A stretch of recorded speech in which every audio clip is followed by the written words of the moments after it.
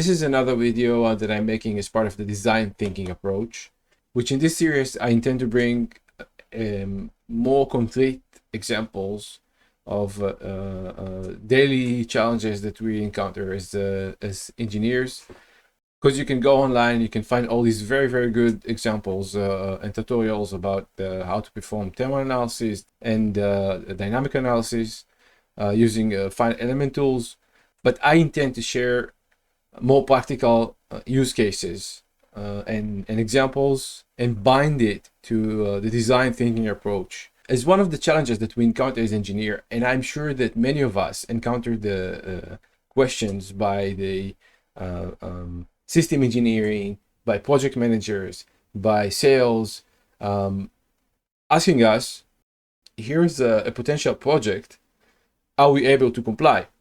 And engineers, we don't like these kind of vague questions, because at this point there's like minimum information and we're expected to provide sort of binary answer, yes or no. And then we are the one responsible for that technical decision.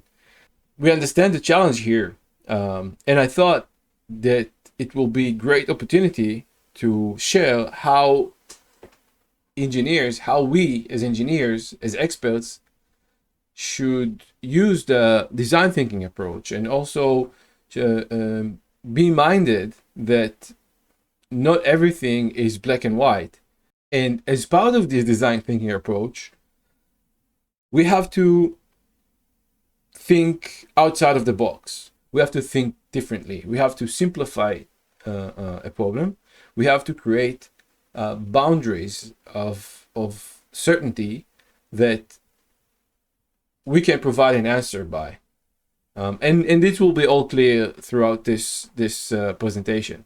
What I was thinking as a good example, it's a real use case that I've been encountered in my professional life.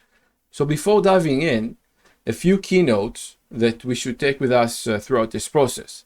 The first thing is, at this kind of process, we will not have all the necessary information in order to provide like the most reliable answer. That's it. We have to live with it. That said, now we need to look in our experience, in our knowledge base, how to simplify a problem to a certain level that gives us a good level of certainty whether you can comply or not comply with the requirement. And I think the art in this way of simplification is how much to simplify a problem and how much complexity to live inside this problem in order to create higher level of certainty.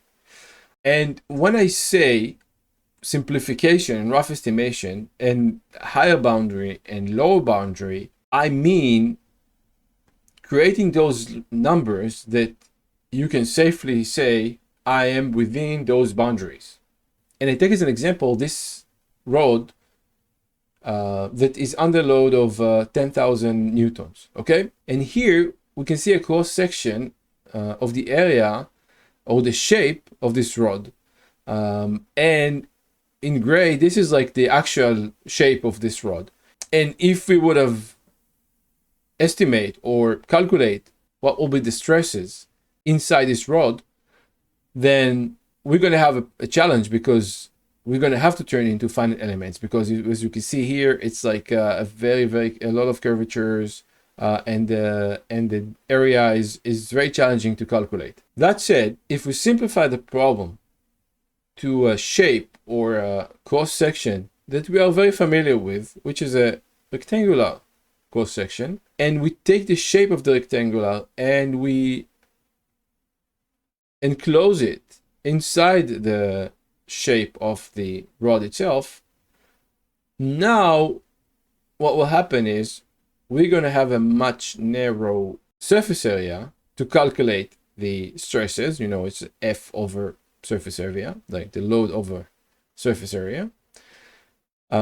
And of course, it's going to result in a much higher stresses than the real shape itself. And let's say we know the material, of course, whether it's 6061 or some kind of a steel. We know the maximum stresses of this material. And when we go next, we find out that just by using this rectangular, the maximum stresses that we found are going to be like maximum of 100 megapascals. And we know that the material itself can sustain way over 200 megapascals or even 500 megapascals in certain materials.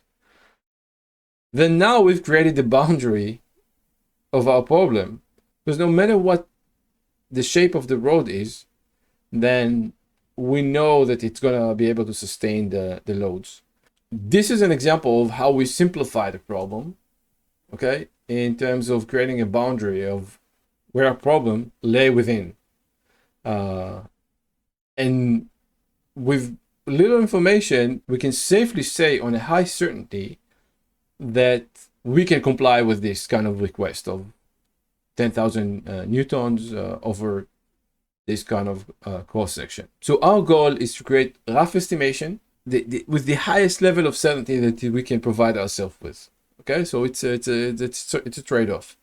And the next thing is, it's always an easy way to go to those sophisticated tools for finite elements, for example.